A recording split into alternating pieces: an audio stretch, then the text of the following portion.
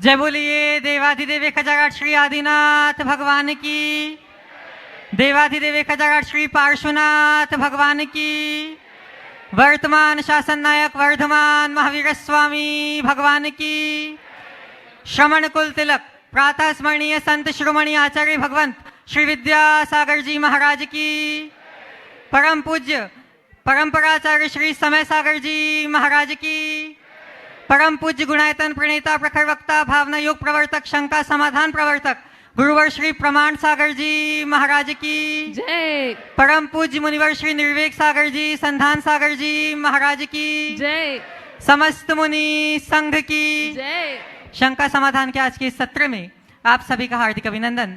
इससे पूर्व कि हम आज के इस सत्र को प्रारंभ करें, चलते हैं गुरु चरणों में और होते हैं नत इस भाव से कि हमारा जीवन भी बन सके समुन्नत। सभी लोग हाथ जोड़ेंगे, मस्तक झुकाएंगे और मेरे साथ बोलेंगे, हे गुरुदेव, हे गुरुदेव, नमोस्तु नमोस्तु, नमोस्तु, नमोस्तु, नमोस्तु। नमोस्तु। आज के इस सत्र को प्रारंभ करें, उसके लिए हम सभी चलते हैं भागीरथ स्वरूप परम पूज्य मुनिवर श्री संधान सागर जी महाराज के श्री चरणों में और निवेदन करते हैं कि हे महाराज श्री, आपके माध्यम से शंका समाधान की यह गंगा गुरु मुख से यहाँ प्रवाहित हो सके। नमोस्तु, नमोस्तु, नमोस्तु। महाराज चलते हैं अपन। आज शाहपुरा वालों का फिर से भाग्य उदय हुआ और विश्व प्रसिद्ध ये है शंका समाधान का सत्र। गुरु चरणों में वैराग्य दिवस के उपलक्ष्य आज 4 मार्च भी है। प्रातःकाल में भी बोला था कि आज के 41 साल पूर्व एक नवीन बालक ने उनको गुरु प्राप्त हुए और गुरु ही प्राप्त नहीं हुए, वे ऐसे स्वयं गुरु बन गए जो अनेक उनके मार्ग पर चल दिए और हमारे जैसे टंटर को भी शंकर बना लिए। क्योंकि इनके लिए तो यही है कि जो लोहे को सोना कर दे वो पारस है कच्चा, जो लोहे को सोना कर दे वो पारस है कच्चा, और जो लोहे को पारस बना दे वो पारस है सच्चा। ये लोहे को पारस बना देते हैं। कभी हम भी आपकी तरह नीचे बैठते थे, लेकिन गुरुवर की कृपा हुई तो यहाँ तक पहुँच गए। ऐसे ही गुरु चरणों में अपन नमोस्तु करते हुए आज का ये शंका समाधान का सत्र प्रारंभ करते हैं। और प्रथम प्रश्न के लिए मैं आमंत्रित कर रहा हूँ अपने बीच में सृजन ग्रुप शाहपुरा, वे अपना प्रश्न करेंगे और उसके बाद में डॉक्टर रूबी जी जैन, वे अपना एक्सपीरियंस हम सबको शेयर करना चाहती हैं, तो वे अपना तैयार रहेंगी। सृजन ग्रुप अपना प्रश्न करें। नमोस्तु महर्षि, नमोस्तु। इच्छामि इच्छामि इच्छामि। जीवन में रिश्ते अपने पूर्व कर्मों से बनते हैं और उन्हीं के साथ हम जीवन में राग द्वेष आदि भाव से नए कर्म बांधते हैं। यह जीवन का चक्र ऐसे ही कब तक चलता रहेगा महाराज जी? हमारी शंका समाधान कीजिए। जब तक बीज बोते रहोगे अंकुर होता रहेगा। ये तो चक्र है। अगर इस चक्र को मिटाना है तो एक ही उपाय है, बीज को भून दो। बीज को एक बार भूंज दिया जाए। भूंजना समझते हैं ना? अरे आँच में पका देना, भुनना। जी जी। तो चना भूनते हैं तो भूनना भूंजना, तो एक बार उसे भूंज दो तो दोबारा उसमें अंकुर नहीं होगा। तो भूंजने के लिए क्या करना है? कर्म के बीज को समता की आँच में पकाओ। जी। समता की आँच में अगर हमने एक बार पका दिया, भुन जाएगा जी। फिर नया कर्म कभी भी नहीं उगेगा। तो हमारी कोशिश होनी चाहिए कि हम उस समता को यथासंभव धारण करें। नमोस्तु महर्षि, नमोस्तु महर्षि। और अब आ रहे हैं आपके सामने डॉक्टर रुचि जैन। रूबी जैन। रूबी जैन है ना? नमस्ते महाराज जी। मैं हाँ, भावना जो भी और साथ में डॉक्टर साहब भी हैं, शैलेंद्र जी भी, वे भी अपना। महाराज जी, मैं भावना योग का अपना एक्सपीरियंस शेयर करना चाहती हूँ।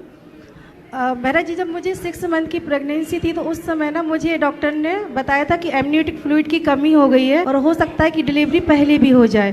तो उस समय मैंने ना दवाइयों के साथ साथ जो भावना योग तो मैं डेली करती थी, लेकिन भावना योग की स्पीड और उसकी जो फ्रीक्वेंसी थी मैंने बहुत बढ़ा दी, और मुझे इसका रिजल्ट ये मिला कि 1-1.5 महीने के बाद सब कुछ ठीक हो गया और सब कुछ नॉर्मल रहा। बिल्कुल ठीक हो गया, बहुत सुंदर। महर्षि, डॉक्टर का कहना था कि समय से पहले डिलीवरी करना पड़ सकती है यदि एमनियोटिक फ्लूइड की मात्रा कम रही, तो वह समय से ही हुआ, ऐसा कुछ भी नहीं हुआ भावना योग करने से। महर्षि, मैं भी अपने सारे पेशेंट्स को भावना योग करा रहा हूँ। महर्षि, साधारण सी एसिडिटी जैसी बीमारियाँ जो कि लगता है कि खान पान की वजह से है, वो भी आज शारीरिक मानसिक कारण उसका बन रहा है, और यदि मानसिक रूप से वह भावना योग करने से स्वस्थ हो जाता है तो एसिडिटी जैसी व्याधियों में भी, जो पेट से संबंधित व्याधियां हैं, उनमें भी मुझे बहुत अच्छे रिजल्ट्स भावना योग के आज मिल रहे हैं। महर्षि, मेरे भाई भी कटनी में जिला जेल में इस समय भावना योग कंटिन्यू कर रहे हैं, बड़े अच्छे रिजल्ट्स हैं। बहुत सुंदर, बहुत सुंदर। ये दोनों पेशे से डॉक्टर हैं, इन्होंने अपना अनुभव सुनाया है। आप लोग भी इनसे प्रेरणा लें और इस अनुभव के साक्षी बने। और अब यहाँ पर एक बहुत ही अच्छा उपक्रम शाहपुरा समाज चला रखी हैं, और पूरा भोपाल भी उसमें समर्थन करता है। आचार्य श्री जी के आशीर्वाद से अनुशासन में जो छात्राएं पढ़ रही है, वे 2 प्रश्न उनके लिए महाराज श्री जी ने निर्धारित किए हैं। सभी बहनें एक साथ खड़ी हो जाएगी। आस्था जैन, सृष्टि जैन, सभी आयुषी जैन, सभी नाम इसमें बहुत सारे हैं। इनके लिए एक बार जोरदार ताली बजा दें। उच्च पदों पर ये सब पदस्थ होंगी और अपनी मेहनत से आगे बढ़ रही हैं। गुरु चरणों में अपना प्रश्न। गुरुवर के चरणों में अनुशासन परिवार की ओर से नमोस्तु नमोस्तु नमोस्तु। मुनिवर, अनुशासन परिवार की ओर से समस्त छात्राओं का प्रश्न है कि हम वर्तमान में एक शिक्षार्थी जीवन जी रहे हैं, विद्यार्थी जीवन जी रहे हैं, साथ ही भविष्य में जाके गृहस्थ जीवन भी जिएंगे।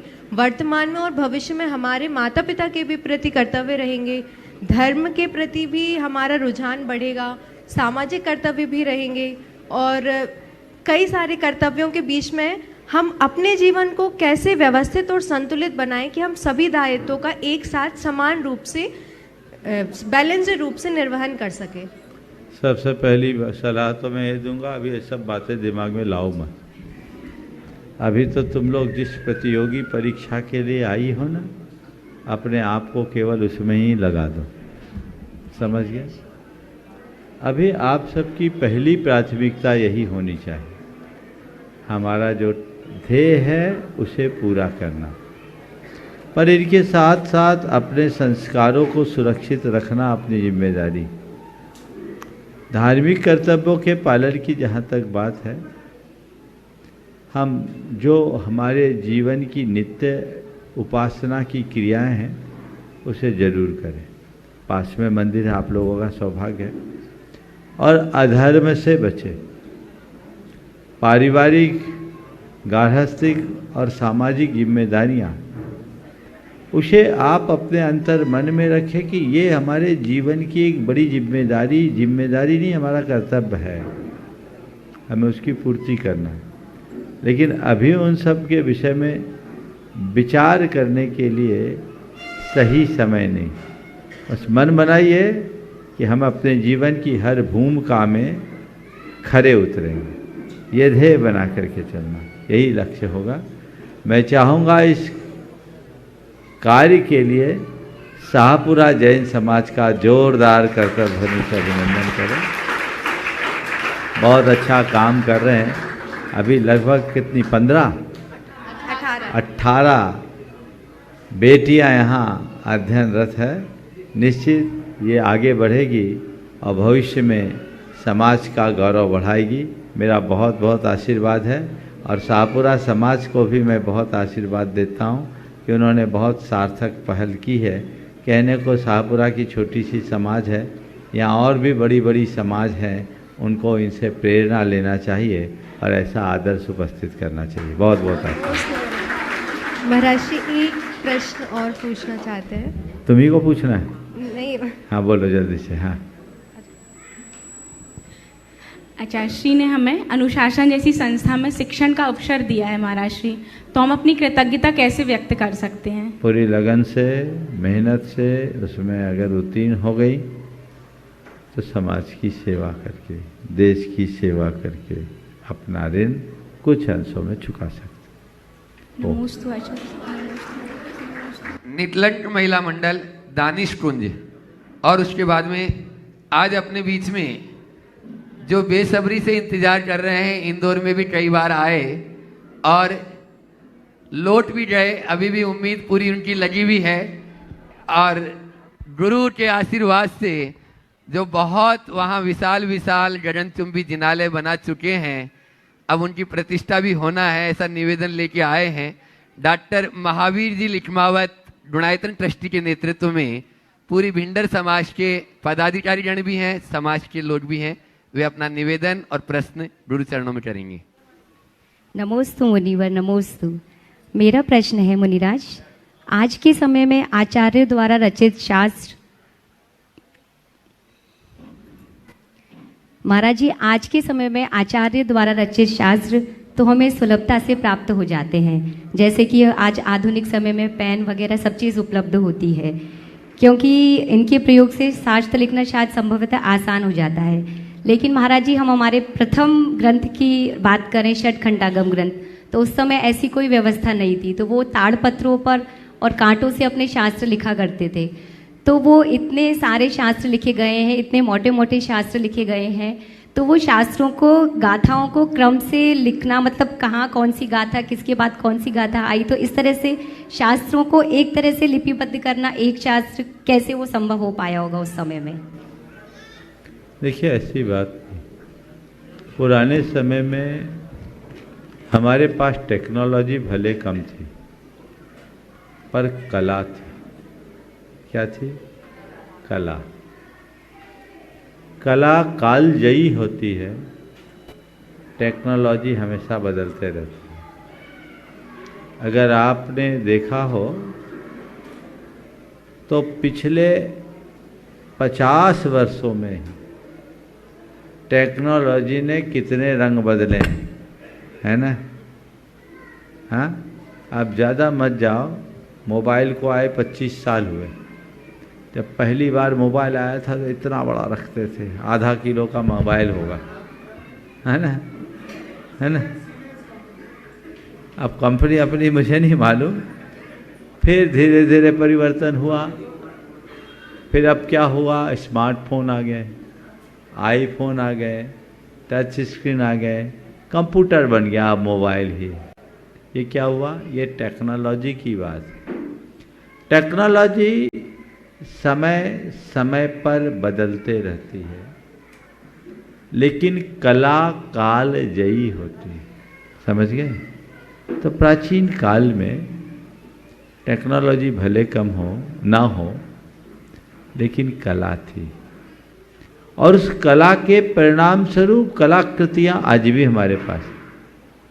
ताड़पत्रों में लिखने वाले जो वे लोग होते थे जो लेखन कला में निष्णात होते थे। 72 कलाओं में एक कला है लेखन कला। तो जैसे आज हम शाही से कागज के पन्नों में लिखते हैं, उस समय ताड़पत्रों में लिखा जाता था और बहुत व्यवस्थित लिखा जाता था। वही पेज होते थे, उनको कंपाइल करके बहुत अच्छे तरीके से रखा जाता था। और ताड़पत्र में जो भी अंकित है वो हजारों साल तक नष्ट नहीं होते। कागज के पन्ने तो 100 साल से ज़्यादा नहीं चलते। आज जो पन्ने हो तो 50 साल भी मुश्किल। तो ये चीज़ें बदली।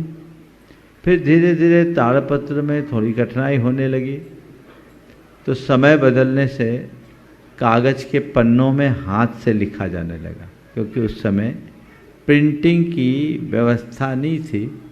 हाथ से लिखा गया, और उसमें भी हाथ से इस तरीके से लिखा गया जैसे आज प्रिंटिंग में ना हो, वैसी शाही होती थी, वो शाही अमिट। और उस समय ऐसे कागज आज भी लगभग हस्तलिखित शास्त्रों में जो 800-900 साल पुराने, बल्कि कुछ 1000 साल पुराने भी हस्तलिखित ग्रंथ हैं जो कागज पर लिखे। फिर प्रिंटिंग चालू हो गई, और अब और परिवर्तन हो गया। ताड़पत्र से कागज के पन्नों में आए, कागज के पन्नों से किताबों में आए, अब डिजिटल हो गया है ना। और डिजिटल में भी पहले अलग सिस्टम था, अब तो सीधे स्क्रीन पे ही आप लिख दीजिए। तो इस समय के अनुरूप होने वाला परिवर्तन है। उस काल में वह सब लिखा जाता था और आज भी कई जगह ऐसा प्रयास किया जा रहा है कि टेक्नोलॉजी तो पता नहीं कब ठप हो जाए। अगर सैटेलाइट में कुछ गड़बड़ हो जाए तो सारा कंप्यूटर सिस्टम खत्म, सब धरा रह जाएगा। लेकिन ताड़पत्रों और ताम्रपत्रों में यदि ऐसी चीज़ें अंकित हो जाए तो ताड़पत्र को फिर भी जलाया जा सकता है, ताम्रपत्र में यदि कुछ अंकित होगा तो सदियों नहीं सहस्राब्दियों तक सुरक्षित रहे। तो उसको उसी दृष्टि से रखा। और अब मैं आवाज़ दे रहा हूँ आज आपके जो यहाँ अतिथि बनकर आए हैं, डॉक्टर महावीर जी लिखमावत गुणायतन ट्रस्टी के नेतृत्व में पूरे भिंडर के ये सभी पदाधिकारी, एक बार जोरदार ताली बजा दीजिए इन सभी के लिए। वे अपना निवेदन के साथ में प्रश्न भी कर रहे हैं और उसके बाद में तैयार रहेंगे विक्रम जी जैन, अंबिकापुर गुणायतन ट्रस्टी। गुरुदेव नमोस्तु नमोस्तु नमोस्तु। गुरुदेव जो निवेदन है वो सभी विदित है, सब जानते हैं और हमारी आखिरी है। और ये पूरा मेवाड़ जो हम पांचों साथी आए हैं, पूरे भिंडर के समाज के और जितने भी देश में हैं, नरसिंहपुरा समाज भिंडर से और पूरे विदेश में, उन सब का निवेदन हम पांचों साथी कर रहे हैं। और निवेदन ये है गुरुदेव आप पधारें और आज पंच कल्याण के लिए पधारें। और आज हमें ये सौभाग्य प्राप्त हो कि पंच कल्याण प्रतिष्ठा की डेट हम लेके जाएं और उस डेट में आप पधारें। और पूरा मेवाड़ ही नहीं, पूरा राजस्थान आपकी तरफ देख रहा है कि आपकी तीन मूर्ति और उनके साथ पूरा संघ किस तरह राजस्थान की तरफ मोड़े। और सिर्फ मैं माध्यम हूँ, सभी अभी भी फोन आए हैं बॉम्बे से ये कि गुरुदेव कब तारीख दे रहे हैं। तो तारीख पे तारीख नहीं गुरुदेव, सिर्फ तारीख ही हो, ये हमारा निवेदन है। और इस निवेदन को जोड़ने के लिए चेतन जो शुरू से लगे हुए हैं और जो निवेदन हम कर रहे हैं वो पौधा आपका ही बीज लगाया हुआ है आज बहुत। और ये मैं कह सकता हूँ सभी समाज के वर्ग को, ऐसा मंदिर 21वीं शताब्दी में राजस्थान में नहीं है और कहीं और जगह नहीं है और इतनी जगह भी नहीं बना है। और वो आपकी तरफ से हो जाए क्योंकि बीज आपका है, फल भी हमें आपकी के द्वारा मिले, ये निवेदन लेके आए हैं। और मैं चेतन से कहूँ वो जोड़े इसमें। गुरुदेव के चरणों में श्रीकाल नमोस्तु नमोस्तु नमोस्तु। गुरुवर, कुंडलपुर से निवेदन और संकेत मिले थे कि आप आओ और मंदिर की प्रोग्रेस बताओ। वहाँ से हम चले हैं गुरुदेव, इंदौर आए, आपका पधारना हुआ, हमें लगा कि बस मंजिल पास ही है, पर फिर वापस हमारे को अभी आप भोपाल विराज रहे। गुरुदेव सदैव आपका यही कहना था कि पुण्य बढ़ाओ, विशुद्धि बनाओ। गुरुदेव ऐसा हम क्या प्रयास और जतन करें जिससे हमारा पुण्य में वृद्धि भी हो और हमें लक्ष्य की प्राप्ति भी हो। नमस्ते। जयप्रकाश जी कुछ निवेदन करना। ओहो गुरुदेव एक और है, नहीं तो अन्न जल त्याग करना पड़ेगा अगली बार। गुरुवर नमोस्तु, गुरुवर नमोस्तु। गुरुवर आज हम दिन भर 2017-18 के वही दिन याद कर रहे थे जब आपका 10 दिन के अल्प प्रवास के बाद 4 माह का रेगुलर प्रवास रहा और अंतिम चरण में जो परिकल्पना थी 29 जिनालय की सफ़ेद पाषाण में लगभग 4 लाख क्यूबिक फीट की फाउंडेशन पर 29 जिनालय 66 फीट उत्तुंग शिखर के साथ अंतिम चरण में है। और हम बारंबार आपके चरणों में निवेदन यही कर रहे हैं कि आप पधारें, हमें आज तारीख की घोषणा करें।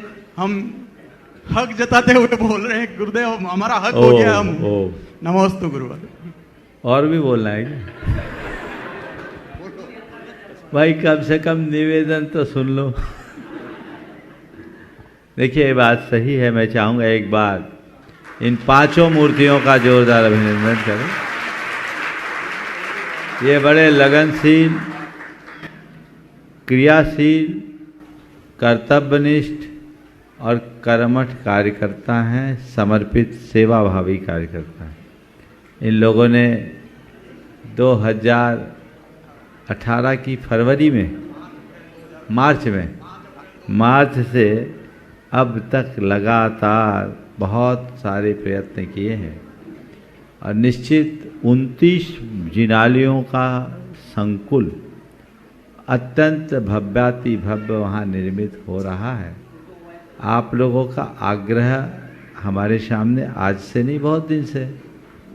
भावना भरते रहिए। मैं तो एक ही बात जानता हूँ, हम नहीं पहुँच सकते, आपका पुण्य ही हमें खींचेगा। समझ गए? हमारे चाहने से हम किसी के यहाँ नहीं जाते। आपका पुण्य प्रगाढ़ हो तो हमारे पांव अपने आप खिंच जाते। तो अपने पुण्य को थोड़ा और गाढ़ा बनाओ। कैसे? बस गाढ़ा बनाने के लिए कुछ नहीं करना पड़ता, पुण्य को औंटाना पड़ता है। औंटाओ, और औंटाने के लिए थोड़ी आँच सहनी पड़ती है। समझ गए? थोड़ा तपना पड़ता है। तपिए, हताश मत होइए, भावना योग बढ़ाइए। आप जो चाहते उसे देखते रहिए, मन की शंका को दूर कर दीजिए और निशंक होकर जाइए। है ना? आप नेगेटिव चीजें सोचेंगे, आएंगे कि नहीं आएंगे, आएंगे कि नहीं आएंगे, तो भावना योग उल्टा काम करेगा। और जो काम करना है बस ये तो हो ही रहा है, हम नहीं बोल रहे हैं। तो तुम कहोगे महाराज ने तो हाँ बोल दिया, कह दिया, निशंक होकर जाइए। महाराज तो जब बोलेंगे समय पर बोलेंगे, पर आप अपने मन में शंका रखोगे तो महाराज कभी बोल नहीं पाएंगे। जो हम पाना चाहते हैं हमें उस पर पूरा विश्वास रखना चाहिए। समझ गए? गुरुदेव, पूरा विश्वास है। बस, और एक ठान लो, जब महाराज आएंगे तभी पंच लानक होगा। वो तुम लोग ठाने हुए हो? हाँ, बिल्कुल ठाने हुए। हाँ, ठाने हुए तो निश्चित रहो, फिर क्या सोच रहा है? समझ गए? जल्दी हो लगे रहिए, जब समय आएगा तभी बता पाऊंगा। अभी मुझे नहीं मालूम, अभी तो मुझे भोपाल वालों का पुण्य कुछ प्रबल दिख रहा है। अब अभी तक तो गाड़ी छूट जानी थी, लेकिन फिर भी गाड़ी अभी खड़ी है। गुरुदेव, भोपाल के बाद तो भिंडर का नंबर आ सकता है। बिल्कुल, मैं तो बोल रहा आ सकता है। क्यों? आप तो बोलो महाराज भोपाल के बाद सीधे भिंडर आना चाहिए। आप सकता है क्यों बोल रहे हो? आना है। पूरा शुद्ध भावना योग करो, शंका मुक्त जीवन जियो, निशंक होकर के जाओ, तभी सही परिणाम पा सकोगे। नमोस्तु नमोस्तु नमोस्तु। एक बार फिर से जोरदार ताली बजा दीजिए सभी अतिथि के लिए। और उसके बाद में मैं आवाज दे रहा हूँ शाहपुरा पाठशाला में जो शिक्षिका समूह यहाँ पर उपस्थित हैं, संगीता सोरानी। इसके पहले जो अहरनीस हमेशा गुरु सेवा में लगे रहते हैं, पूरे संघी सेवा में लगे रहते हैं, ऐसे सभी कार्यकर्ता के साथ में प्रश्न कर रहे हैं गुणायतन ट्रस्टी अंबिकापुर से विक्रम जी जैन। हाँ, और साथ में अतुल जी अपना प्रश्न। हाँ, साथ में अतुल जी भी हैं, अच्छे भाई, सभी जितने भी लोग हैं वहां पहुंच जाएं। नमोस्तु गुरुदेव। आज का प्रश्न थोड़ा सा डिफरेंट है महाराज श्री। मैं जानना चाहता हूँ, एक होता है संयमित आदमी, एक होता है असंयमित आदमी। संयमित आदमी थोड़ा धर्म कर लेता है, थोड़ा कर्म कर लेता है, थोड़ा पुण्य कर लेता है, थोड़ा पाप कर लेता है, और वो सबका प्रेमी भी रहता है। मगर असंयमित आदमी किसी का प्रेमी नहीं रहता जल्दी। और इसी से रिलेटेड अंजन बने निरंजन। तो अंजन को एक फॉर्मूला मिला, वो उनको ये नहीं पता था क्या है, मगर उनको फॉर्मूला मिल गया था। तो वो फॉर्मूला उन्होंने रटते रटते मोक्ष की प्राप्ति कर ली। तो मैं अब यही जानना चाहता हूं, अगर असंयमित आदमी है वो अपनी एनर्जीज, ऊर्जा को अगर डाइवर्ट कर दे पॉजिटिविटी की तरफ नेगेटिविटी से, तो अगर वो उसमें आगे बढ़े तो ऊर्जा का सक्सेस या मोक्ष से क्या रिलेशन है? मैं पूछना चाहता हूँ, तुम अपने आप को कहाँ देखते हो? है ना, दूसरों की तरफ दिमाग लगाने की जगह पहले खुद में देखना चाहिए। अब बोलो तुम ही अपने आप को बोलो, मैं तो टाइटल दूंगा तो मामला गड़बड़ा जाएगा। लेकिन मुझे मालूम है अपना असेसमेंट हर व्यक्ति को करके देखना चाहिए कि मैं कहाँ हूँ। संयमित और असंयमित व्यक्ति के जीवन की ऊर्जा में उतना ही अंतर दिखता है जितना कि एक चिमनी के बीच में जलने वाली लौ में, लालटेन में, और बिना चिमनी की ढिबरी में। ढिबरी देखा है? नहीं देखा होगा। ढिबरी क्या होती थी? आज तो सब लाइट की बहुत सुविधा हो गई। हम लोगों के ज़माने में जब हम लोग छोटे थे तो लाइटें आती थी, बाकी दिन भर तो गोल रहती थी, कभी कभी आती थी। तो उस समय लाइट के अभाव में लालटेन के प्रकाश में पढ़ना होता था, और लालटेन में अगर चिमनी फूट जाए, कुछ दिक्कत हो जाए, तो ढिबरी होती थी, डब्बे या शीशी में बाती लगा करके जलाई जाती थी। उसके ऊपर कोई कवच नहीं होता था। पुराने लोग जानते हैं, आज के बच्चे कहेंगे महाराज जी कहाँ की बात कर रहे हैं, पर 30-40 साल पहले तक ये व्यवस्था थी। आज देश बहुत आगे बढ़ गया। मैं समझता हूँ हमारे और हमारे थोड़े बाद की उम्र के लोगों का ये अनुभव होगा कि नहीं? सब ने पढ़ा, हम लोग भी ढिबरी में भी पढ़े हैं कई बार। तो लालटेन के प्रकाश में और ढिबरी के प्रकाश में बड़ा अंतर। लालटेन के प्रकाश में चिमनी होने के कारण वो बड़ी घनीभूत होती और सर्वत्र फैलती, पढ़ने में बड़ी आसानी, और उससे धुआं भी कम निकलता। और ढिबरी की जो ज्योति होती, ढिबरी का जो प्रकाश होता, वो प्रकाश बड़ा चंचल होता। ढिबरी हवा से ऐसे हिलती रहती है और उसमें कालिख भी बहुत उगलती। एक दफ़े तो मैं अपना अनुभव बता रहा हूँ, रात में ढिबरी जलती जलती मैं सो गया, सवेरे उठा तो नाक में कालिख, इतना कार्बन हो गया, ऐसे हाथ रखे कालिख, इतना कार्बन चला गया। ये तो गनीमत थी कि दरवाजे खुले थे तो ठीक है, नहीं तो मामला गड़बड़ हो जाता। तो क्या हुआ, ढिबरी कभी भी बुझ सकती है, कालिख उगलती है, समझ गए? उसमें चंचलता होती है। संयम हमारे जीवन में स्थिरता उत्पन्न करता है, और संयम से जीवन में पवित्रता आती है, उसमें केवल पुण्य की ज्योति प्रकट होती है। असंयम जीवन में अस्थिरता देता है और उससे पाप की कालिख प्रकट होती है। समझ गए? महाराज श्री सुनो पूरी बात, अभी बात तुमने की है ना, तो देखो मेरे अंदर की ज्योति है कैसे। अपनी ज्योति को सही बनाने का प्रयास। तो ढिबरी भी लालटेन से अच्छा, लालटेन जैसा प्रकाश दे सकते, बशर्ते उसके ऊपर चिमनी लगा दो। चिमनी मिल गई ना महाराज? तो लगाओ तो दादा, लगी तो हुई है महाराज, अभी दिख नहीं रही, अभी तो धुआं और कालिख उगल रहा है महाराज। ओम सुनो, अभी पकड़ में आओगे तो पिट जाओगे। शांति से टीवी के सामने खड़े हो, अपनी बचा के रखो, है ना? अंजन निरंजन बना, लेकिन कब? जब ढिबरी से लालटेन बना। समझ गए? चिमनी का सहारा लो, जीवन को संयमी बनाओ, संयत दिशा लो। और एक बात और बोलता हूं, ढिबरी भी बहुत अच्छा रूप ले सकती है। कब? कभी किसी सुनार को काम करते देखा? अब तुम लोगों ने नहीं देखा होगा, हम लोगों को बड़ा अनुभव है।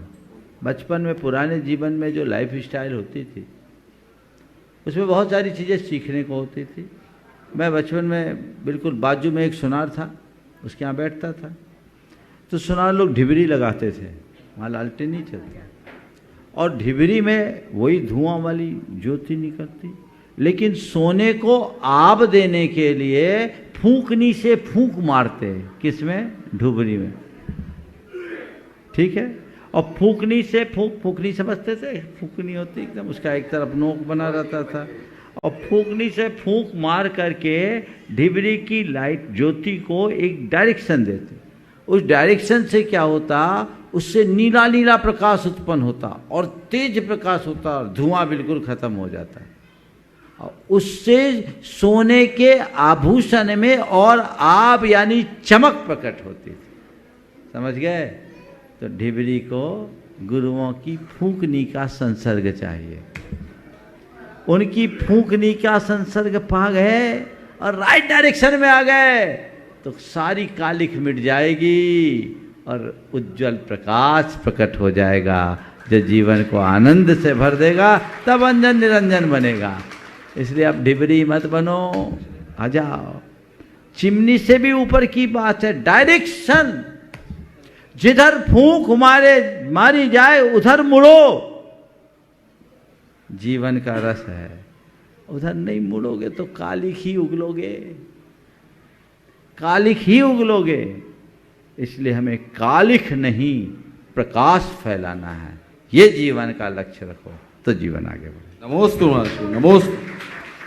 शाहपुरा की यहाँ की पाठशाला की जो शिक्षिका समूह जो बच्चों में संस्कारों को गढ़ने का कार्य कर रही है, एक बार जोरदार ताली बजा दी संगीता जी सोडानी जी के नेतृत्व में। और उसके बाद में अपन ये प्रश्नों का बौछार ऐसे ही चलती रहेगी। लेकिन अभी बीच में जो आज शाश्वत तीर्थराज से जुड़े हैं, गुणायतन से जुड़े हैं, उनका अनाउंस होगा गुणायतन की शिरोमणि सनत सेठ प्रचार मंत्री अनुभव जी सर आपके मुखारबिंद से, और साथ में रवि मड़विया जी शिरोमणि सनत सेठ भी आ जाए। नमोस्तु महर्षि, नमोस्तु। इच्छामि महर्षि, इच्छामि। जीवन है पानी की बूंद। पानी की बूंद को समझो, सूखने के पहले सवाल कर लो। हाँ, इस जीवन को हम कैसे जिए कि यह बूंद मिटने के बजाय मोती बन जाए? हाँ, जीवन की कैसे जिए कि बूंद मिटने के बजाय मोती बन जाए? तो सीप में चले जाओ, सीप में समाओगे तो मोती बन जाओगे, बाकी तो मिटना तय। चलिए। नमस्ते अनुभव जी, आप अपनी बात आ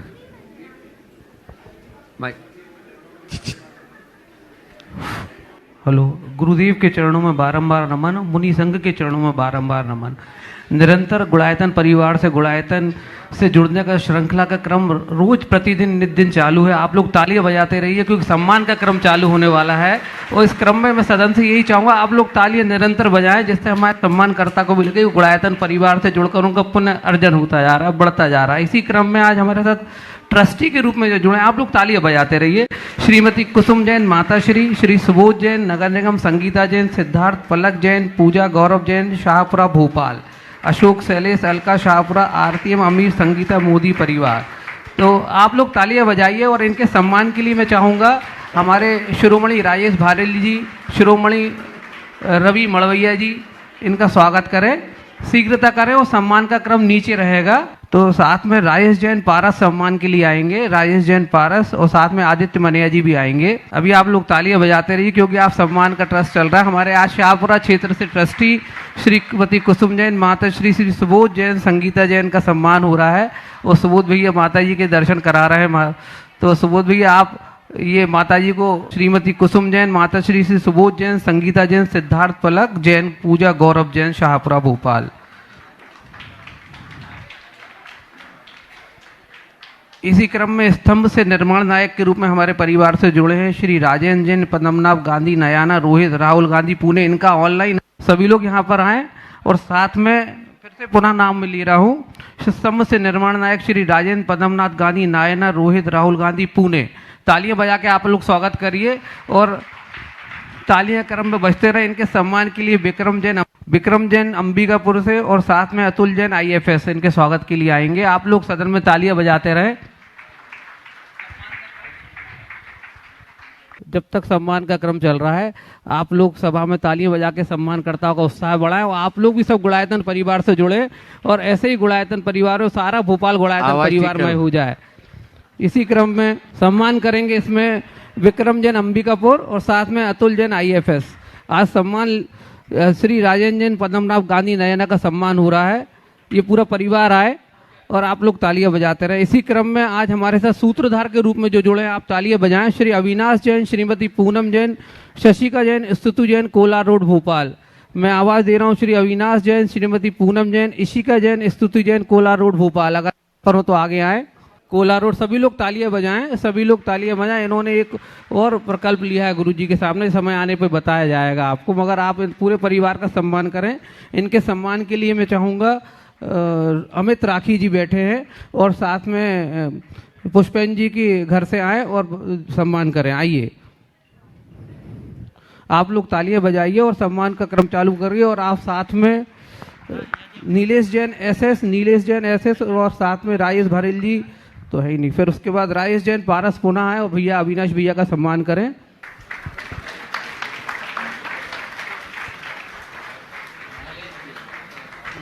इसी आज क्रम में अर्चना, दीप, दीपांशी, अंकित, अश्मी, शुभांशी, दर्पण, ओजस्वी, अमित, शाहपुरा परिवार विशेष रूप से आज जुड़ा। आप तालियां, शाहपुरा परिवार है विशेष रूप से जुड़ा हुआ है, आप इनका भी स्वागत करें। इनके स्वागत के लिए हमारे शिरोमणि संरक्षक नीलेश जैन जी आए, साथ में हमारे साथ नीलेश जैन, रवि मड़विया जी भी आए साथ में, इनका सम्मान करें। और साथ में लेडीज विंग से हमारे साथ बावड़िया कला से नीलेश जैन हमारे शिरोमणि संरक्षक, पीछे रहते नीलेश भैया, आगे आओ आप। श्री राजकुमार, अच्छा, निर्माण नायक के रूप में हमारे साथ जिस परिवार से जुड़े, आप फिर ताली बजाइए बहुत अच्छे से। Shri Rajkumar ji Jain, doctor Salil Jain, doctor Swati Jain, Gautami विद्यांश Jain, Mayank Jain Bhopal. आप लोग जोरदार ताली बजा दीजिए। बंधु वैयावर्ती में भी निष्णात रहते हैं ऐसे डॉक्टर साहब पूरे परिवार के लिए। अगला अभिषेक पालीवाल का बंधुओं, जो गुरुवर के मुठारविंद से अभी एक भोपाल को एक अद्भुत सौगात मिली है, विद्या प्रमाणायतन, उसमें एक बच्चे को यानी शिक्षा मित्र बनने का सौभाग्य प्राप्त किया है। वो अभिषेक पालीवाल कनाडा से, जो अभी इस कार्यक्रम को देख भी रहे होंगे, उनके पिताश्री और माताश्री यहाँ पर हैं। सुरेश जी पालीवाल यहाँ पर आ जाएं, आपके शाहपुरा के ही हैं, जिन्होंने पूर्व में गुणायतन में भी अपनी सेवा दी थी। आ जाएंगे यहाँ पे, सुरेश जी पालीवाल आ जाएं। और सुरेश जी पालीवाल अगर हो तो आप आए। सुरेश जी, विमला जी पालीवाल, आप लोग जोरदार तालियों से इनका स्वागत अभिनंदन करें। अभिषेक पालीवाल जी कनाडा पुत्र। नीलेश जी आए, नीलेश हमारे शिरोमणि संरक्षक बावड़िया कला से आए और स्वागत सम्मान की बेला को चालू रखें। गुरुवर, इस छात्रावास में जो हम लोगों ने ऑनलाइन भी बहुत लोग जुड़ रहे हैं गुरुदेव, वो निरंतर हमारे इस प्रकल्प को लोग पूरा कर रहे हैं। उन उच्च बच्चों की शिक्षा, मेधावी छात्रों के बच्चों के लिए लोग आगे आ रहे हैं, जिनसे व्यवहार, संस्कार और विचार सभी उच्च होंगे। तो इसी क्रम में नीलेश भैया स्वागत कर रहे हैं अभिषेक पालीवाल जी का, जिन्होंने आज हमारे शिक्षा मित्र के रूप में एक बच्चे को एक उच्च शिक्षा देने के लिए प्रकल्प लिया है। उस बच्चे के अच्छे व्यवहार होंगे, अच्छे संस्कार होंगे और अच्छे विचार होंगे, इसी गुरुजी की कल्पना है। और इसी छात्रावास में जिसको हम लोगों ने गुरुदेव, और इस प्रकल्प में बताना चाहूँगा सभी लोगों को कि आप पूरा परिवार, सभी लोग इस प्रकल्प में जुड़े, इस योजना से जुड़े। इस योजना के भाव आप बहुत अच्छे हैं। हमको सारे अपने जैन समाज के मेधावी छात्र लाने, जो उच्च से उच्च स्थान पर हमको दिखेंगे, क्योंकि हमको उनके व्यवहार में, उनके संस्कार में, उनके विचारों में इतना परिवर्तन लाना है कि जब वो निकलेंगे तो आपको हर क्षेत्र में वो लोग दिखेंगे। ऐसी भावना हमारे गुरुवर की है। तो आप इस बात में बिल्कुल परिवार, जितने योग परिवार हैं, सब लोग आगे जुड़कर इस योजना में जुड़े। और इस छात्रावास में जो हमारी इस छात्रावास में जो हम लोग हैं गुरुवर, सब लोग लगे हैं। और आप अभी समझे, हमें ऑनलाइन इतने एडमिशन्स आ रहे हैं गुरुदेव, आज ऑनलाइन कम से कम 3 से 4 लोगों ने बोला है, तो वो दृष्टि हमारे पास आना है। और अभी आपको ऐसा लगता है कि आपको इसके साथ जुड़ना, तो अभी जो ऑनलाइन प्रोग्राम चल रहा है उसमें नीचे हमारे संपर्क सूत्र चल रहे हैं। अगर आपको डिटेल करना है तो आप संपर्क सूत्र से भी आप जुड़ सकते हो। उन संपर्क सूत्र में आपको सब इसकी डिटेल पता चलेगी। और जितना आपको हम लोग बताना है, मैं हूँ, रवि भैया, आदित्य भैया आपको यहाँ भी बताएंगे। आप प्रोग्राम के बाद हमसे संपर्क कर सकते हैं। और अब मैं आमंत्रित कर रहा हूँ, एक जो है बहुत ही सुंदर पेंटिंग बना के लेके आई हैं, वो यहाँ पर विमोचन होना है। और सामने लेके आए पेंटिंग, बहुत ही सुंदर हाथों से यह पेंटिंग बनाई अभी आपके सामने आ रही है, जिसमें अनुभव जी सराफ, रवि जी मड़भैया और जिन्होंने पेंटिंग बनाई। नाम है इसमें पायल अंकित जैन। तालियों में कंजूसी नहीं, उधर बता दो सबको। बहुत सुंदर, बहुत ही सुंदर पेंटिंग है ये। जो पाठशाला की शिक्षिका भी हैं, संस्कारों को गढ़ने के साथ साथ ही यह दोनों गुरुओं की बहुत बढ़िया चित्र बनाया है। नमोस्तु निवेदित करते हुए गुरु चरणों में, और उसके बाद में संकर समाधान के गुरुदेव आज इसी क्रम में हमारे छात्रावास से जुड़ने में कभी नया नाम यहीं आया है, श्रीमती बिमला जयदेवी जैन, संजय जैन, नीना जैन शिक्षा मित्र के रूप में जुड़ रहे हैं। आप लोग तालियां बजाइए। और इस परिवार ने 10 ग्राम सोना गुड़ायतन को भी दिया है गुरुदेव। हम उनके स्वागत के लिए चाहेंगे वो आगे आए। हम लोग चाहेंगे कि आप परिवार सहित आगे हैं, हम जिसमें सम्मान कर पाए उन लोगों का। आप लोगों का सम्मानकर्ता के रूप में हमारे साथ रवि मड़वैया जी, राजेश जी, पारस जी लोग आएंगे, उस परिवार का सम्मान करेंगे। मैं पुनः नाम ले रहा हूँ, श्रीमती बिमला देवी, संजय जैन, नीना जैन शिक्षा मित्र जो बन रहे हैं आगे आए। और आप सम्मान के लिए राजेश, पारस जी, रवि भैया जी आए। श्रीमती बिमला देवी जैन, संजय जैन, नीना जैन शिक्षा मित्र बने। एक बार तालियां बजाइए। उन्होंने 10 ग्राम सोना निर्मित रूप से अपने गुड़ायतन परिवार को भी दिया है, गुड़ायतन को भी दिया है। हम उनके पुण्य की अनुमोदना करते हैं। निरंतर आप लोग भी ऐसी भाव बनाएं जिससे हमारी सब योजनाएं और प्रकल्प पूरे जल्दी से हों और हम इसी क्रम में गुरुवर एक हमारे शिक्षा मित्र और बने हैं, श्री इंजीनियर राकेश लहरी, चंद्रकांता लहरी, 104 सोम विहार कॉलोनी, चूनाभट्टी, भोपाल। अगर और पुराने स्तंभ भी हैं गुरुदेव, और अगर वो यहाँ पर है तो परिवार आगे आए। और उनके सम्मान के लिए मैं IFS अतुल जैन और साथ में हमारे नीलेश जैन आगे आए। पुष्पेंद्र भाई साहब भी आगे आए। पुष्पेंद्र भाई साहब दूर बैठ जाते हैं तो मुझे दिखता नहीं, पुष्पेंद्र भैया आगे आए। जोरदार ताली बजा दीजिए चूनाभट्टी परिवार के लिए। उन्होंने भी एक बच्चे को अपनी ओर से पढ़ाने का भाव किया और शिक्षा मित्र के रूप में मैं गुरुदेव बताना चाहूंगा और सब लोग तालियां बजाएं। हमारे राकेश जी लहरी उन्होंने चेक भी दे दिया यहाँ पे आके कि हमने एक चेक भी यहाँ पे दे दिया। शुरुआत गुरुदेव ऐसी है।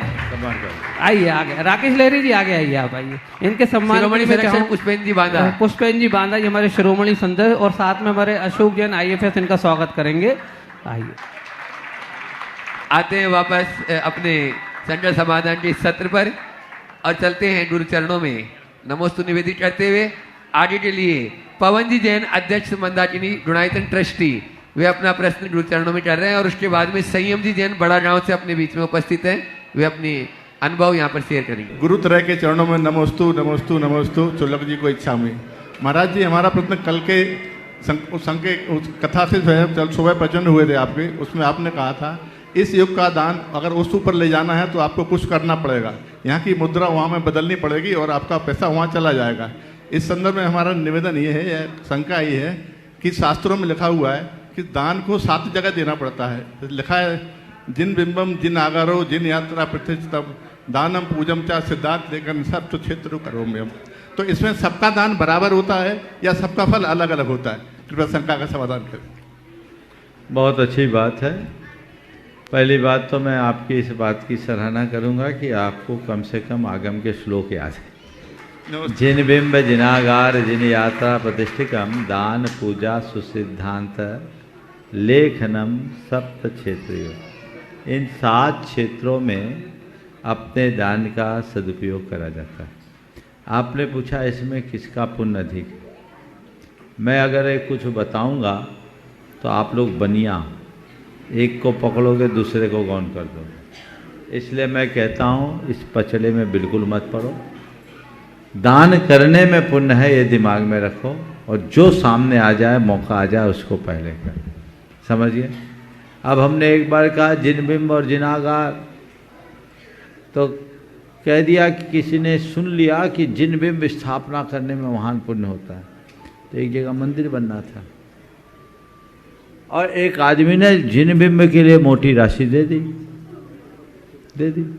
अब मांगने जाओ, बोला हम मंदिर के लिए पैसा नहीं देंगे, मंदिर तुम बनाओ, मूर्ति हम देंगे। हम मंदिर के लिए पैसा नहीं देंगे, मूर्ति के लिए देंगे। बोले क्यों? बोले मूर्ति में ज्यादा पुण्य है, मंदिर में पुण्य नहीं। आप कमेटी के लोगों ने जब मैं पहुंचा मुझसे कहा महाराज जी ऐसे आदमी को समझाइए, उसकी रकम आएगी तो मंदिर बनेगा। हमने उससे कहा ये बता भाई, मंदिर ही नहीं बनेगा तो मूर्ति कहाँ से आएगी, कहाँ विराजोगे? अब उसके दिमाग में बैठ गया कि नहीं मंदिर बनाने में ज़्यादा आराम है, मूर्ति में कम आराम। कोई ने समझा दिया। हमने कहा ऐसे लकीर के फकीरों से भगवान बचाए। समझ गए? तो हमने कहा नहीं, ये सब पुण्य के कारण है, बिना मंदिर के मूर्ति का कोई औचित्य नहीं। इसलिए हम कोई भी अच्छा कार्य करे, ये तो केवल समझाने के लिए आपसे कहा, इस पचड़े में बिल्कुल मत पड़ना किसी में पुण्य ज़्यादा। बस ये बात हृदय में धार लो, दान में पुण्य ज़्यादा, और दान में ये 7 परम स्थान है जो पारमार्थिक क्षेत्र में लगते हैं, हमें उसे प्रमुखता से करना चाहिए। नमस्ते गुरुवर। मैं चाहूँगा राजेंद्र जी गांधी जो आज पूना से आए हैं और आज विशेष भाव से आए हैं, वे अपना सवाल और भाव भी प्रकट कर दें। बोलो आज ये। हाँ, इसके बाद संयम जी जैन तैयार रहेंगे। राजेंद्र गांधी पुणे से आया हूँ। मुझे 28 तारीख को सुबह 4 बजे सपना आया कि आपको गुरुदेव को मिलना है, गुरुवर को जाके मिलना है। और 1 तारीख को बर्थडे था, 28 तारीख को दोपहर में गुनायतन से फ़ोन आया, हमने शांति मंत्र का पूरा ये किया और उसके बाद में आज गुरुवर के दर्शन के लिए मैं आया हूँ। सवाल है कोई? चलो बहुत बढ़िया। हाँ, एक बार जोरदार ताली बजा दीजिए राजेंद्र जी गांधी जो पूना से अपने बीच में, और संयम जी बड़ा गांव से अपने बीच में भी अपना प्रश्न कर रहे हैं। और उसके बाद में अपने बीच में है विद्यासागर संस्थान के संस्थापक सदस्य के रूप में जो, और अपने जैन समाज स्थान रिटायर्ड डीजीपी ऋषभ जी दिवाकर जी यहाँ पर उपस्थित हैं। वे अपना प्रश्न प्रचरण करेंगे। महाराज श्री के चरणों में बारंबार नमोस्तु। मैं संयम जैन, शिवांगी जैन, केकड़ा से। हमारा प्रश्न तो नहीं है, लेकिन हमारी कृतज्ञता और जो हमने किया, हम उसका एक्सपीरियंस आपके सामने शेयर करना चाहते हैं। मई 2023 को बहुत अनफॉर्चुनेटली हमें मिसकैरेज हुआ। एक डॉक्टर ने बड़ी कॉम्प्लिकेशंस बताई। ठीक है, हम वाइफ महाराज श्री से जुड़ी हुई थी शुरू से ही, वो प्रवचन वगैरह सब सुनती थी। और इसी क्रम में हमारा अक्टूबर में शिखर जी जाना हुआ, हम महाराज श्री से जुड़े, सारी हमने प्रॉब्लम बताई कि डॉक्टर ने ऐसे ऐसे कॉम्प्लिकेशन बताई है, क्योंकि फर्स्ट चाइल्ड था तो थोड़े इमोशनल भी थे। महाराज श्री ने कहा तुम भावना योग करो। भावना योग सुना था, लेकिन उस दिन के बाद से और ज्यादा प्रामाणिकता से हमने भावना योग करा, बहुत संयम रख के सारे वो करे। और अक्टूबर में मिले थे, नवंबर दिसंबर में कंसीव हो गया, और आज मेरा बच्चा जो है वो 6 महीने का हुआ। इतना प्रबल है, कोई मेडिसिन नहीं, कोई एक्स्ट्रा ट्रीटमेंट नहीं, सिर्फ एक भावना योग मात्र से हमें संतान प्राप्ति हुई। मुनिश्री, बस एक ये है कि हम इसके अलावा अपने जीवन को और सार्थक करने के लिए क्या क्या करें, ताकि आने वाली जनरेशन का भी हम मार्गदर्शन कर सके कि भाई इस तरीके से अपना लाइफ आगे बच्चे का नाम और बता। हाँ, बच्चे का महाराज श्री ने कहा था कि जब भी बच्चा होगा दर्शन के लिए आना है। मैंने 6 महीने हो गए, 7वां चालू है, अभी तक कोई नाम नहीं रखा। यही था कि महाराज जी के पास जाना है, नाम रखना है। महाराज श्री ने आज नाम रखा कृतार्थ, और 4 बार पूछा नाम कैसा लगा, तो ये इतना ज्यादा हंसा, इतना ज्यादा इसने नमोस्तु करा अपनी अलग भावना में, तो उसके लिए तो महाराज श्री चरणों में वंदन। देखिए, ये भावना योग का अनुभव बहुतों को, डॉक्टर्स तो कई तरह की बातें कहते हैं, उससे आप लोग बहुत ज़्यादा घबरा उठते हैं, पैनिक हो जाते हैं। बिल्कुल ऐसा नहीं होना चाहिए। आप अच्छे तरीके से भावना योग कीजिए। संतानोत्पत्ति क्रिया नहीं, साधना है। आप एक संतान का आह्वान कीजिए गर्भ धारण के पूर्व से। अगर विशुद्ध भाव से भावना योग करते हैं, सुनिश्चित उसका अच्छा परिणाम मिलता है, जिसका उदाहरण संयम है। और ऐसे एक नहीं, कई लोग हैं जिनके इस तरह के अनुभव हैं। अभी डॉक्टर रूबी ने भी अपनी बात कही, आए दिन ऐसी बातें आती है, तो आप सब इसका पूरी तरह से अनुपालन करें, और इसका असर बच्चों के भविष्य पर भी पड़ता है। एक अच्छी संतान को जन्म देने का श्रेय आप सभी प्राप्त कर सकते हैं, ये प्रयास करना चाहिए। इनसे जब ये इन्होंने मुझसे नाम के लिए आग्रह किया, मैंने पूछा कौन से अक्षर से चाहिए, इनने बोला क, और जैसे ही मैंने कृतार्थ बोला और इससे पूछा, बच्चे से अच्छा लगा, उस बच्चे ने जो स्माइल दी वो अद्भुत। तो ये मैं समझता, इतना छोटा अबोध बच्चा इतना अच्छा रिस्पॉन्स करता है, ये सब भावना योग का ही प्रभाव है। और आप उसको देखेंगे तो आनंद से भरेंगे। सभी को ऐसा प्रयास करना चाहिए। बहुत बहुत अच्छा। ऋषभ जी दिवाकर। हाँ, वहीं बाजू में। हाँ, वे अपना प्रश्न कर रहे हैं और उसके बाद में यहाँ दिगंबर जैन समाज शाहपुरा की पूरी कमेटी संतोष जी जैन अध्यक्ष के नेतृत्व में वे अपना एक प्रश्न गुरु चरणों में करेंगे। अध्यक्ष संतोष जी जैन।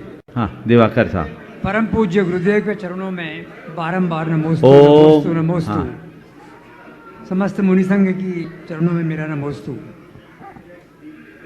महाराज, एक जिज्ञासा छोटी सी है और वो ये कि जिस तरह से हमारा महामंत्र नमोकार मंत्र अनादि निधन मंत्र माना जाता और है भी, उसी तरह से वर्तमान में अगर स्तोत्रों की बात करें तो उसी श्रेणी में लगभग भक्ताम्र स्तोत्र भी आता है। इसमें कोई शक नहीं है कि भक्ताम्र स्तोत्र भी अनादि निधन स्तोत्र होने वाला है। मेरे अपना विचार ये है कि ये ऐसा स्तोत्र है आचार्य मानतोंग स्वामी का बनाया हुआ, जिसमें जिनेन्द्र देव की स्तुति की गई है, जिनकी आदिनाथ भगवान की, ऋषभनाथ भगवान की, उनके नाम का कहीं उल्लेख नहीं है। प्रथमम जिनेन्द्रम के नाम से एक रेफरेंस आता है। तो आगे आने वाली जितनी 24 हैं, मैं समझता हूँ उन सभी 24 में जो भी प्रथम तीर्थंकर होंगे वो हमेशा इसी स्तोत्र के मुख्य नायक होंगे और उनका हमेशा स्मरण होता रहेगा।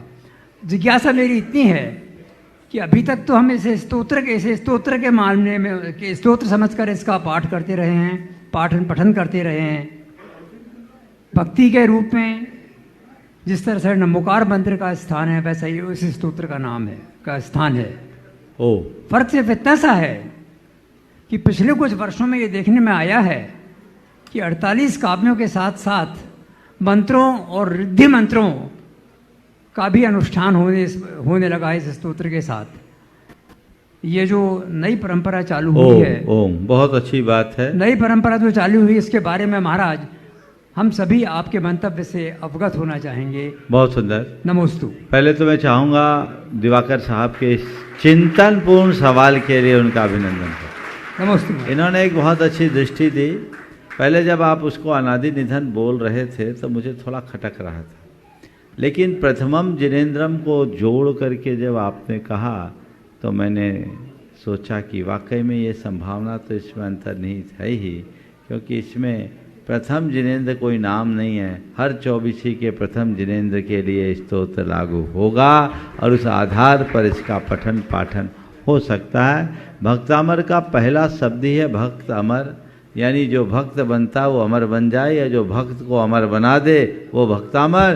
तो मानतुंग का ये स्तोत्र भी भक्तामर के कारण अमर बन गया, ऐसा कहने में कोई हानि नहीं है। जहाँ तक रिद्धि मंत्रों का सवाल है, लोगों ने जोड़ा है। रिद्धि मंत्र जोड़ने से लोगों ने इसकी अन्य तरह से महिमाएं ख्यापित की है। मैं उसका निषेध तो नहीं करता, पर मेरा मानना है जैसे नमोकार मंत्र को मूल रूप में पढ़ने में जो आनंद है, वैसे ही भक्तामर को मूल रूप में पढ़ने का आनंद अद्भुत आनंद है। हम मूल रूप को ही प्रमुखता देते हैं। रिद्धि आदि के माध्यम से जो अपना प्रयोग करना चाहे वो अलग है, पर हमसे अगर पूछो तो मैं तो मूल का ही आनंद लेता हूँ। सबका अपना अपना आनंद है, रिद्धि का निषेध नहीं, लेकिन ये बीच की जोड़ी हुई चीज़ें हैं। हमें मूल का मज़ा लेने का प्रयास करना चाहिए। समय आप सबका हो गया। कमेटी का कोई सवाल? हाँ, संतोष जी। हाँ, चलिए। संतोष जी नेतृत्व में शाहपुरा कमेटी जल्दी से अपना निवेदन कर रही है और वो कुछ और भी करना चाह रहे हैं। नमोस्तु। सुधीर जी भी वहीं पहुंचे। सुधीर जी अनुशासन वहीं पहुंचे। महाराज जी, अभी तक सुना था, देखा था, सब कुछ किया था, लेकिन भावना योग में वाकई में दम है महाराज जी, इसमें कोई शक नहीं महाराज जी। इसका प्रयोग करके देख लिया सबने भी, हमने भी देख लिया। उन्हीं की कृपा से आप यहाँ विराजमान है महाराज जी। नमोस्तु। दूसरी बात यह है महाराज जी, जो हमारा छात्रावास विद्यासागर छात्रावास का हम लोग स्थायी रूप से निर्माण कर रहे हैं, उसमें आपका हमें आशीर्वाद तो मिला है, पर उसमें थोड़ा एक और जैक लगाना है महाराज जी, क्योंकि सामने 2 और भूखंड हैं, मकान हैं, उनको लेकर एक बड़ा विस्तार में हम बनाना चाहते हैं ताकि हमारी कम से कम संख्या 70-80 तक पहुँच जाए। इसके लिए आपका बड़ा आशीर्वाद चाहिए हमारे लिए महाराज जी, ये हो जाएगा। दूसरा हमारी जो शंका है, शंका तो क्या है महाराज जी, एक शाकाहार पे है कि हम लोग 99% शाकाहारी हैं और अन्य जाति के लोग भी बहुत से शाकाहारी हैं, लेकिन जो अभी जो फास्ट फूड में और पैक फूड में जो चीज़ दवाइयों में बहुत सारी चीज़ों में नॉनवेज मिला रहता है और अननोइंगली वो लोग ले लेते हैं। तो इस प्रकार से शाकाहार उनका बचाना बड़ा मुश्किल है, क्योंकि नमस्ते महाराज। देखिए, शाकाहार के लिए अवेयरनेस लाना चाहिए। आपने बहुत अच्छा सवाल किया। सवाल से पहले आप लोग बहुत अच्छा प्रयास कर रहे हैं। मैंने आपके प्रयासों की सराहना तो पहले कर ही दी, आगे के प्रयास के लिए भी आशीर्वाद देना चाहता हूँ ताकि वो साकार हो। और जो आपका सवाल है उसको आज लंबित रखना चाहता हूँ। अब कल कहाँ होगा ये तो नहीं कह सकता, लेकिन कल का प्रवचन तो यहीं हो।